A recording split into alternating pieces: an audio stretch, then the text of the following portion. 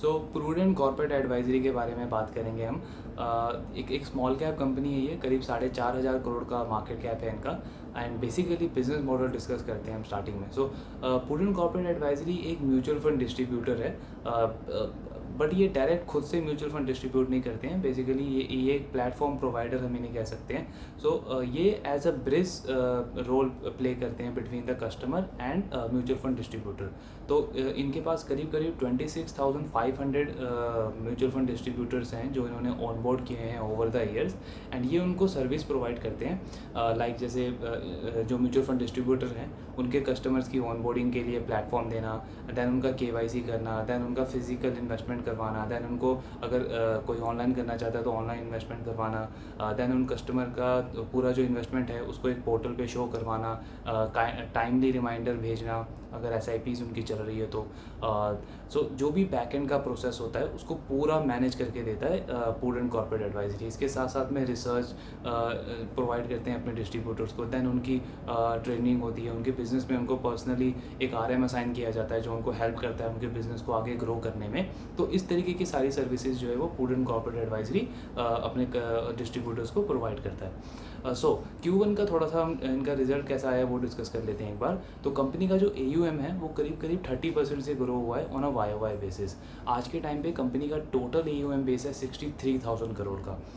Then इनके revenue 29% से grow हुए हैं और कंपनी का मार्जिन्स थोड़ा सा कम हुआ है, 25% से 24% आ गया है इस क्वार्टर में।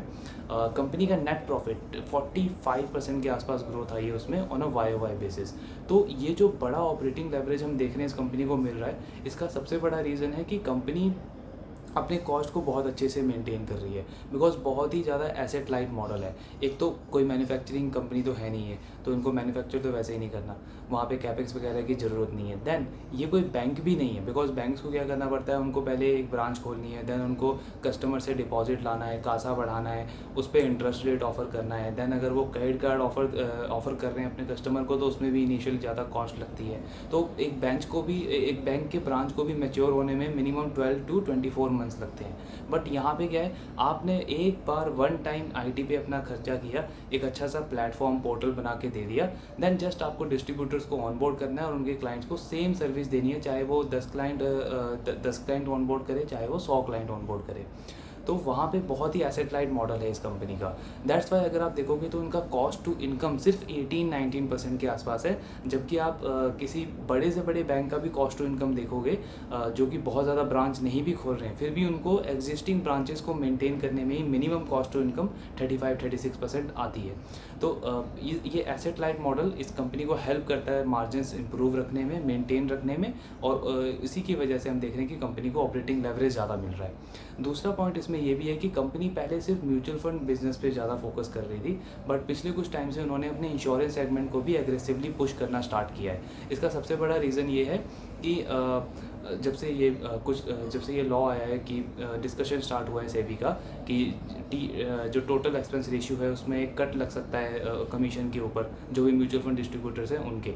तो उससे क्या होगा कि जो इनके एग्जिस्टिंग डिस्ट्रीब्यूटर्स हैं उस पर थोड़ा सा कट लगेगा उनकी कमीशन पे, जिससे इनके मार्जिन को भी अफेक्ट हो सकता है, इनकी प्रॉफिटेबिलिटी को भी आने वाले टाइम में अफेक्ट हो सकता है। तो उसको मिटिगेट करने के लिए कंपनी अपने इंश्योरेंस बिजनेस सेगमेंट के ऊपर फोकस कर रही है। सो इंश्योरेंस में इन्होंने 37 कंपनीज़ के साथ टाई अप किया हुआ है, जिसमें ये लाइफ इंश्योरेंस हो, टर्म इंश्योरेंस हो, आपका जनरल इंश्योरेंस में हेल्थ इंश्योरेंस हो या कार इंश्योरेंस हो, इस तरीके के प्रोडक्ट्स को अपने सेम एग्जिस्टिंग कस्टमर्स को पुश कर रहे हैं, ये क्रॉस सेल कर रहे हैं, अपसेल कर रहे हैं। तो उससे एक और बेनिफिट ये हो रहा है कि कॉस्ट तो हमारी सेम है, मतलब कॉस्ट तो कंपनी की सेम है, वही आपको पोर्टल देना है क्लाइंट को, वही सारी सर्विसेज देनी है, मेंटेनेंस सर्विसेज।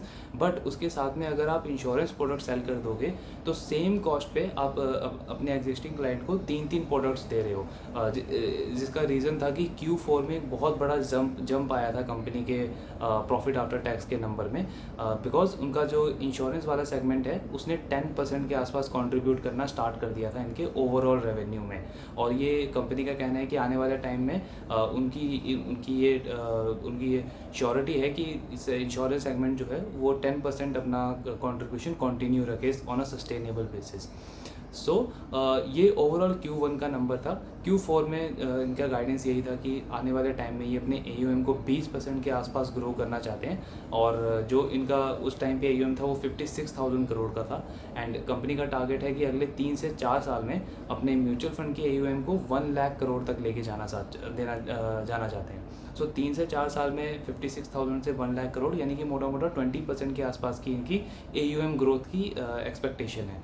और उसी से कंपनी का ये कहना है कि हम 20 से 25% के आसपास का रेवेन्यू ग्रोथ आने वाले टाइम में एक्सपेक्ट कर रहे हैं।